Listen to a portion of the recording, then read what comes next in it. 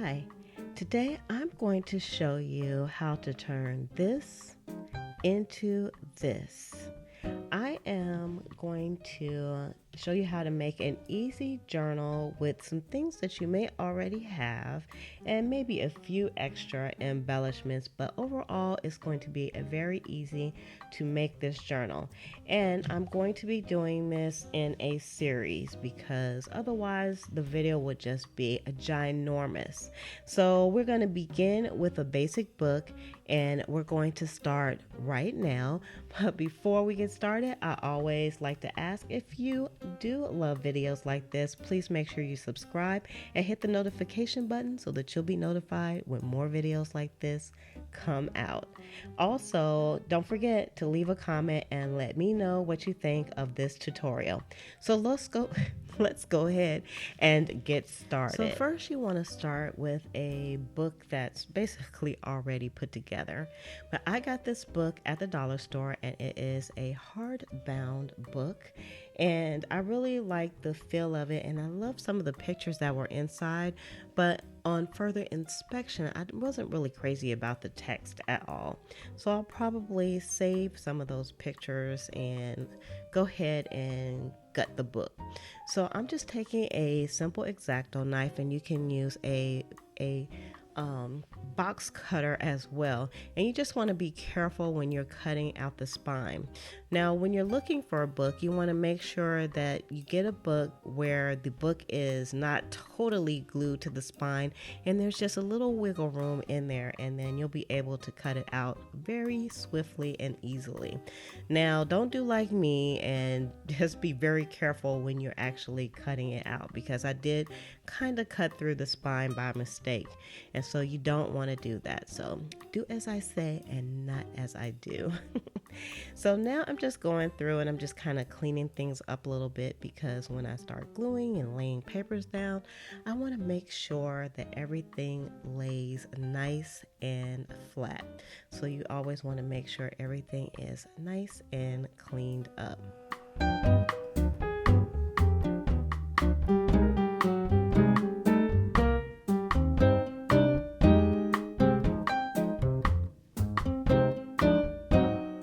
So the next thing that I'm doing is I'm doing just a bit of measurements, because I want to make sure that everything is going to fit just the way that I want it to. So I wrote the measurements down, so I definitely recommend that you don't try to remember things, that you actually write it down, because I was told that a short pencil is better than a long memory, and so that's what I do. So now I'm taking out a map page that I have from an atlas that I had, and I really wanted the pages of the atlas to be in the correct orientation, but I wasn't able to figure that out. Now what you could do is you can do kind of a collage type of thing and cut the page into two pieces if you wanted to, but I wanted to make this very easy and simple for you, and so I just left it in one piece, and I'll just kind of turn the pages and I think it's going to be okay. So next I'm taking out some decoupage, and I use some very simple decoupaging, and you just want to make sure that you cover those edges and the corners very well.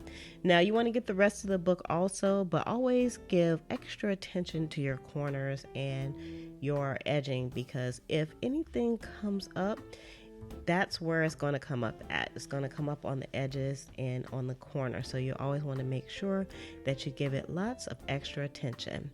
You also want to make sure that you cover your surface up, and I kind of just used the page that I was using because I knew that I was going to be laying the book on top of it, and also I probably will use the access a little bit later on in this video as well, or this tutorial. So I just laid it flat down onto the paper, and I turned it over and I gave it like a really good rubbing, because I wanted to make sure everything was all adhered to the glue on the book. And you want to be careful during this step as well, because you could rip the pages. So it looks like I'm being super rough with it, but I'm not. It just looks that way because the video is sped up. So I also, you'll see that I kind of cut around the book and I left quite a bit of access on here. And I did that on purpose because it's easier to work with a full page and then cut it and leave some access than trying to cut things exactly and place the book where you need it to go. So for me, it's better for me to lose a little bit of material than to take forever and lay it down, because again, I wanted this to be easy for you. Now I cut some diagonals on each corner, and that's because we want to get rid of the excess paper, so that's why we cut those off. And then you're just going to glue your edges like you see me doing here, and just fold your paper over, and you'll see how those corners come together. Now you don't need like a lot of glue for this, because this glue is going to be put down in several steps, so you don't have to worry about those edges laying down. We're going to have them nice and secure by the time we get finished. So you can see the corners came together pretty well. And I'm also taking my bone folder just to make sure everything is laid down good, because again, I'm really taking extra care on those edges and on the corners.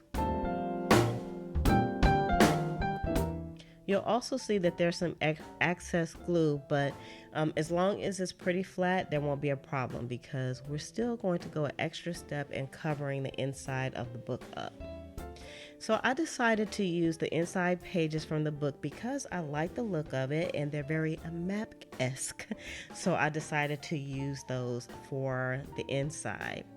And then we're also going to need a piece of material to go into the spine or onto the spine. So I used some of the access from that same page that I used to cover the spine. So I did a little bit of testing first to see how it would look. So this is the preliminary look here. So then I went ahead and I cut some of the excess off. I did kind of a sloppy job of doing it. I was trying to eyeball it, but me and scissors don't get along. But I did cut it so it looks pretty good. And you don't have to worry about perfection when it comes to this, because it's your book. Nobody's going to see it. If it's going to drive you crazy, then maybe you might want to measure it. But for me, this was just perfect, because that blue all kind of just melds together once everything is done. And it's on the spine, so you can't really see it anyway. So now I'm just making sure that I give that spine a nice coat of glue, because again, you're going to be opening and closing this, and you want this to last. And it's going to be pretty fat by the time I get done and putting everything in it, all that junk goodness in. So I want to make sure that the spine is very secure. So again, I'm using my bone folder to get into the creases, and I am being pretty gentle so that I won't break through the paper, because after all, it is just paper. So you still have to work it a little bit just to make sure it looks good. And you can see there's some little creases in there. So the next thing I'm going to do is I am going to put my back and my front cover on. So I'm just giving it another coat of the decoupage.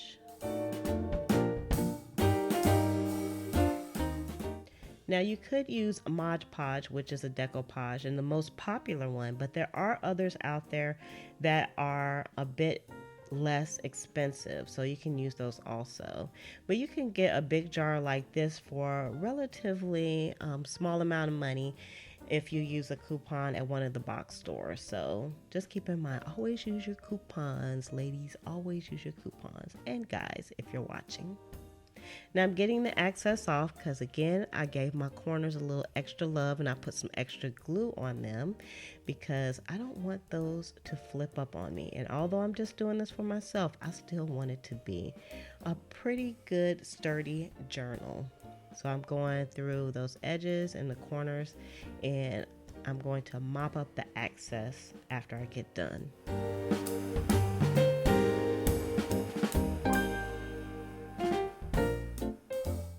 It's starting to look good already. I am really loving loving how this is coming out.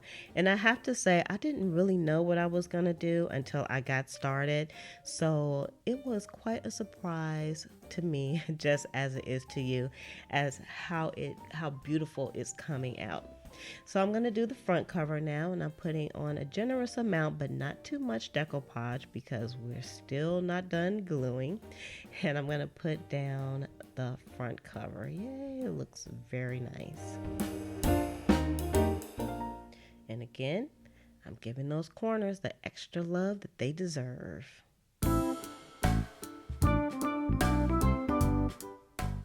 It's like sealing it with a kiss. We'll say that the glue is a kiss. And then I'm going to wipe off the excess glue. Because for one thing, we don't want it sticking to anything it's not supposed to be sticking to. And we still want it to have a good look.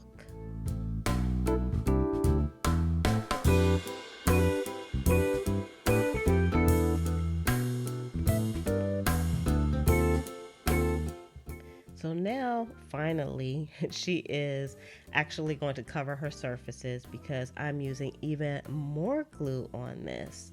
And I am just taking my brush and I'm going over this whole thing now. Now, I will say, even though this decoupage, the decoupage I'm using has a matte finish. They come in different finishes, so I'm using a matte finish because I don't want it to be too shiny.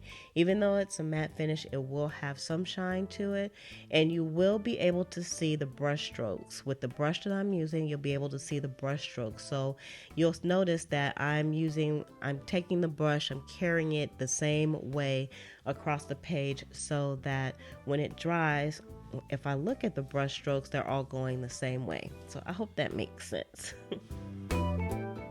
So you'll also see that I put down a nice coat. You don't want it to be too thick and you don't want it to be too thin. I say you want it to be overcast but not cloudy, so you can still kind of see through it. And don't worry, those clouds or that overcast is going to go away once we start drying this.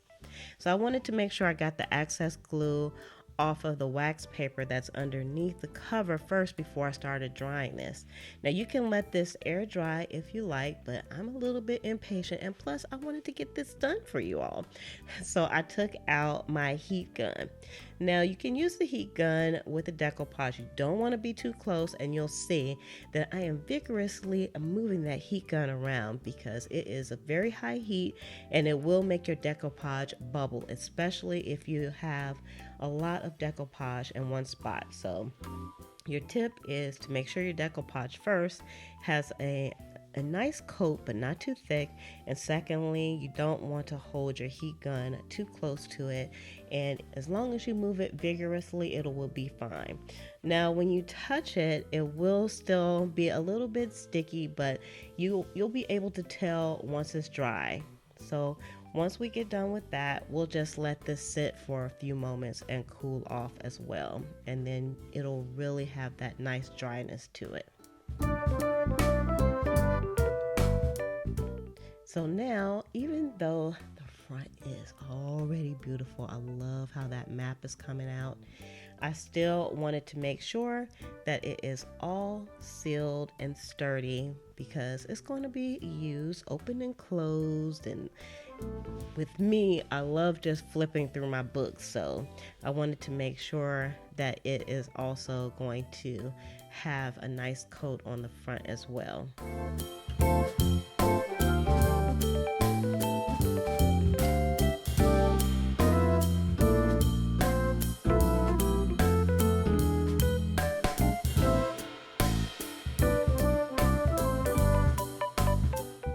Optimally, it probably would be best if you let things dry overnight before you start even working with it, especially the part where you put the paper on the spine, but it's okay if you just continue to work on as long as things are relatively dry.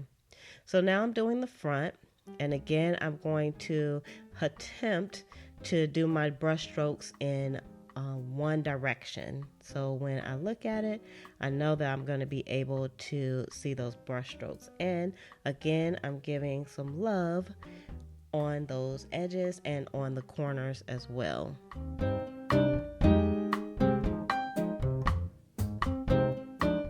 And also, again, you just want to put a very, very light coat on here. It doesn't have to be too thick. And although it looks like we've messed our map up and you can't see it, never fear. Once we start drying, it's going to turn clear and you can see right through that glue. And it'll give it like a nice finish on the outside. So before I start drying, I always try to clear the surface so that it doesn't get stuck to the mat. Even though it's wax paper, once it dries, it's going to be stuck. So you don't want that. Now you may notice as well while I'm drying this that I did have some bubbling, and that's because the decoupage is a wet glue. So you may have some bubbling that you have to deal with. So you want to make sure that your pages are down or adhered to very well. Now to my surprise, even though I had some bubbling, once it did dry, it dried out flat. So I was very happy about that. It was a happy surprise. And as you can see, I'm using my Aleene's Tacky Glue. That's my brayer because I don't have a brayer. So I just used that to kind of go over it to try to flatten things out once I noticed that I had some bubbling.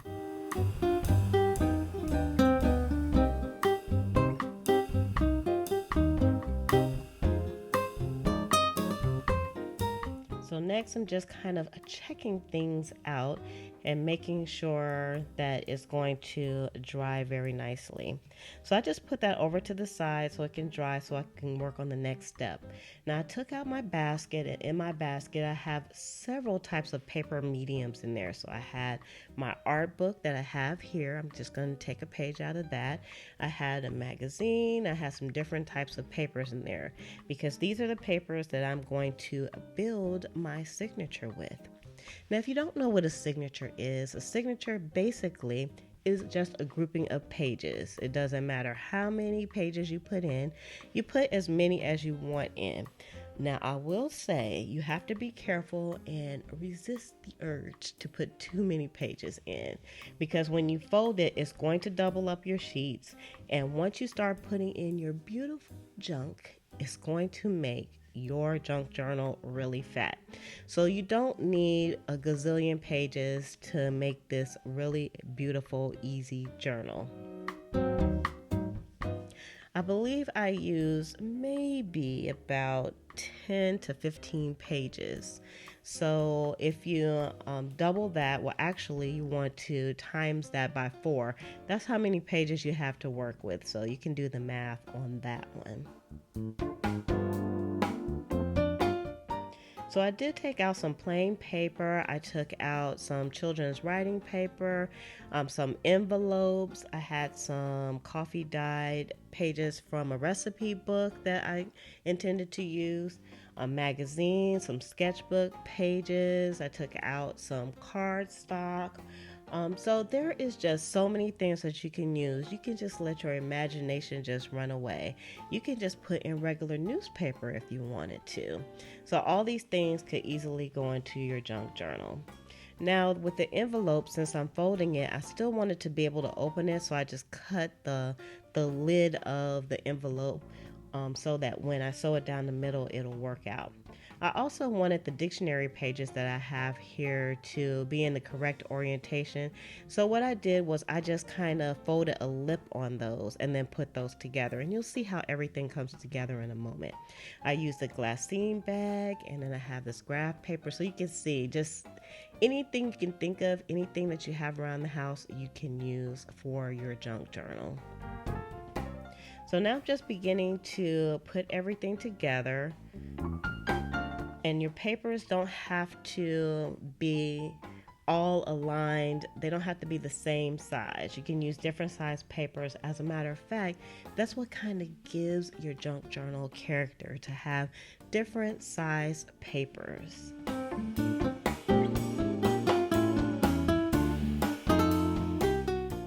Now, this is a page that I actually made. It's one of my mixed media pages, which I don't get to do enough.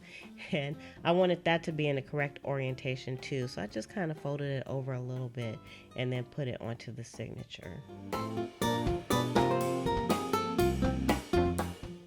And as I was going, you can see I'm kind of looking to kind of take stock as to how many pages I have. I want to have enough pages, but not too many.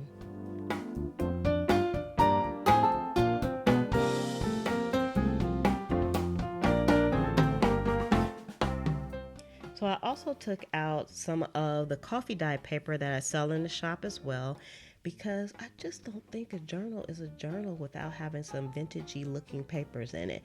So that automatically kind of bumped this up into looking like a really vintage type of journal. I love using the coffee dyed pages. Of course, you can use blank pages again. You don't have to worry about it. It's still going to be absolutely beautiful once you're done.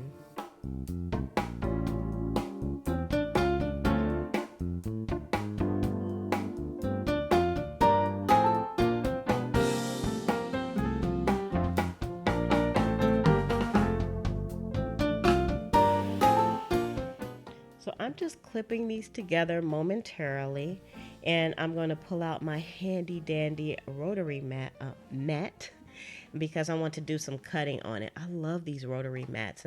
As a matter of fact, I have this one below in the description if it's something that you would want to get, but it makes it so easy to cut things, and so I wanted to make sure I took it out so that I could use it.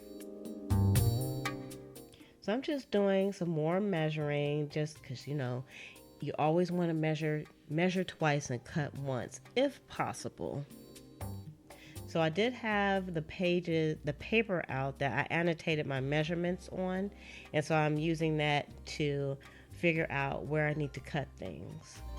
So I cut the top of my paper first. And the trick to using your X-Acto knife is that you want to just take your time and lightly kind of score your paper, and you'll keep doing that until you go all the way through. And you want to make sure that you have a sharp blade, and it will come out very nice every time.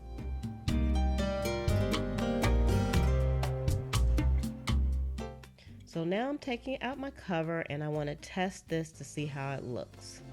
Now, I figured out that I did not cut this properly because I needed to be a little bit shorter than it already was. So I'm glad that I tested it before I actually sewed the signature in. So testing is the key. And you really can't mess a project like this up. You just take it on, it's all yours, and it's just very easy to make corrections.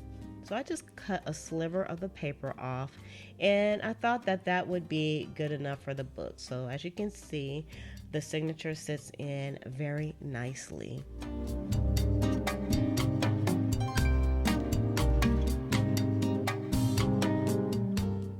So next I'm going to take some paper clips and I'm going to clip my pages together, and I definitely would recommend using like these normal large dollar store paper clips that have a plastic coating on them, because they won't tear your paper like the metal paper clips.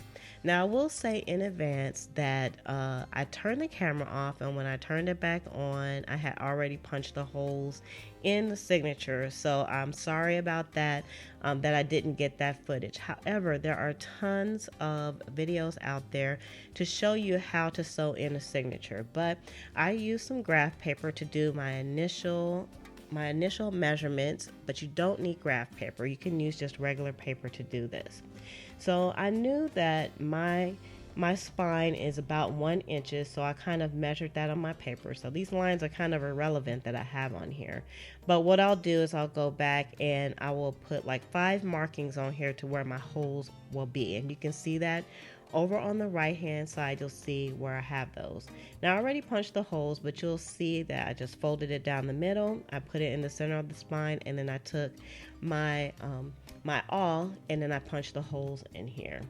So the next thing that I'm going to do is punch the holes in my spine. I always do mine separately. It's just easy for me to do it that way. But I have noticed that other people, they punch their holes in the spine and the signature at the same time. The point is you want both of those to all line up properly, because it's all going to be sewn together. So I hope that makes sense for you as well. So you can see I'm punching the holes, and I just want to make sure everything went went through. Now I do have a book underneath the cover.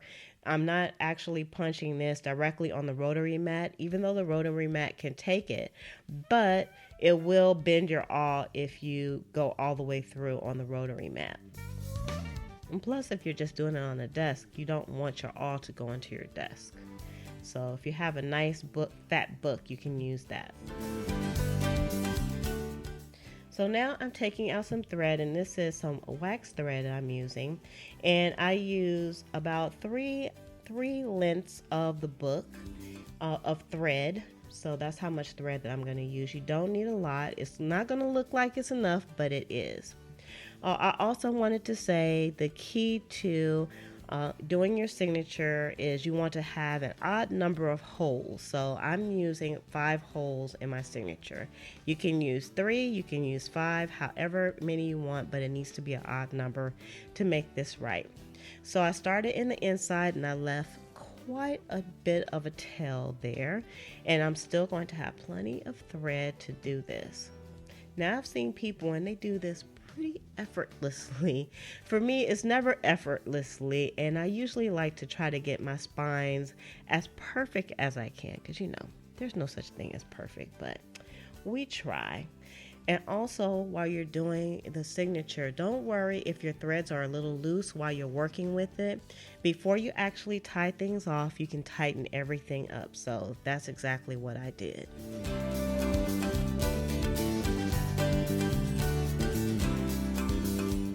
Now, I would say out of the whole bookmaking process, this is probably the most tedious part of it.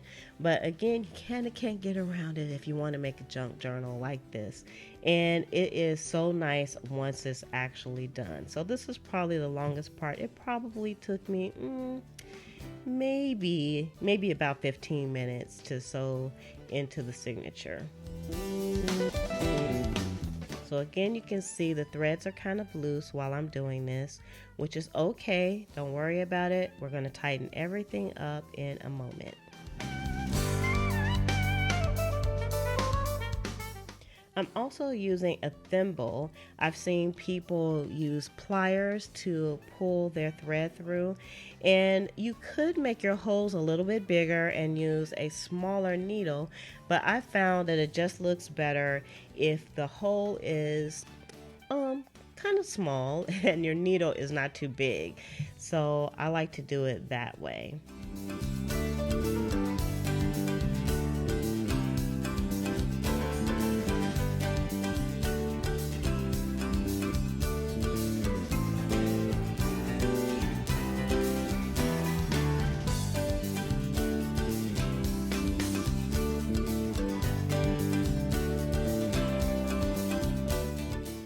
Bear with me, we are almost done putting in our signature. We just have a few more punches of that needle to make everything look very nice.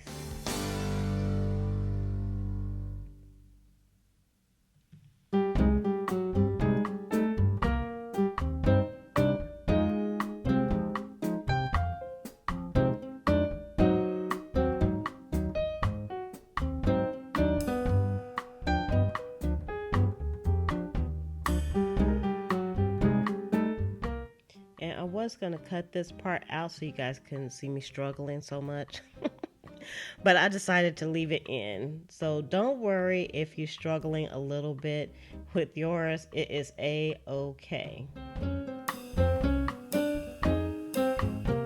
Trust me, you're going to love it once it's done. So now that I have all of my threads in, I just check to make sure everything is nice and tight. So I go back through and make sure they're tight, and then I'm going to go ahead and tie it off.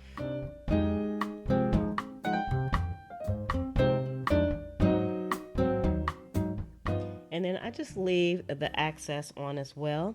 And I'm going to go ahead and take off these paper clips. So now we have an easy finished journal. So we put the covers on, we put in the inside covers on, we gave it a nice coat of glue. And then we put our signatures together. We took our papers and we put them in the order that we wanted, cut them down, and we just sewed them in. So there's really only just a few steps that you need. And although I sped this up, I didn't cut anything out of it. So you actually got to see this in semi-real time. Now, in the next part of this series, we're going to go a little bit further and pimp out this beautiful journal. So if you haven't subscribed already, you'll want to do that by subscribing below, and also give this video a thumbs up and make sure you leave a comment and let me know what you think about this tutorial. I love the way the pages came out in here. They look really lovely, and I love the blue that is on this atlas page. Well, now it's my book. You know, I have to give this book a name because I love naming inanimate objects for some reason. So with that, I'm just going to say love, peace, and hair grease. From your sweet lotus blossom and lovable Lizzie, have a fantabulous day, enjoy life, and make yourself a journal, and stay tuned for the rest of the series on how to make a junk journal.